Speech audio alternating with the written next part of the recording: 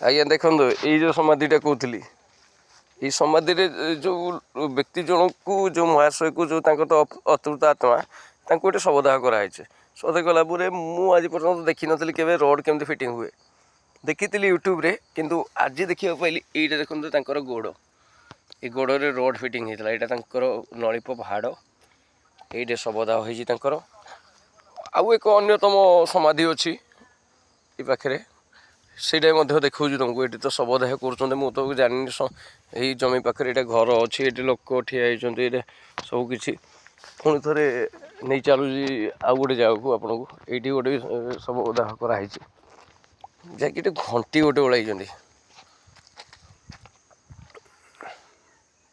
ଘଣ୍ଟିଟା ଓଳାଇଛନ୍ତି, ଏଠି ଶବଦାହ କରାହେଇଛି। ଏଠି ତାଙ୍କର ହାଡ଼ ଅଛି। ସେ ବିଜେଡ଼ିର ଥିଲେ ବୋଧେ, ବିଜେଡ଼ି ପତାକା ମଧ୍ୟ ଅଛି। ଏଠି ବାଉଁଶ କୋକେଇ ସବୁ କିଛି ଅଛି। ତାଙ୍କର ହାଡ଼ ଏଇଠି ସବୁ ସତ୍କାର କରାହେଇଛି। ଏଇଠି ପୋଖରୀ ଗୋଟେ ଅଛି, ଏଠି ଅନ୍ୟତମ ସମାଧିମାନ ଅଛି। ଆହୁରି କେତେ ସମାଧି ଅଛି। ଆଙ୍କର ସମାଧିଟା ବୋଧେ ପାଖାପାଖି କେଉଁଠି କରାହେଇଛି। ଏଇଠି ଗୋଟେ ଅଛି ନୂଆ ସମାଧି। ଇଏ ହେଉଛି ଆଜ୍ଞା ପାଲଡ଼ା ଏରିଆର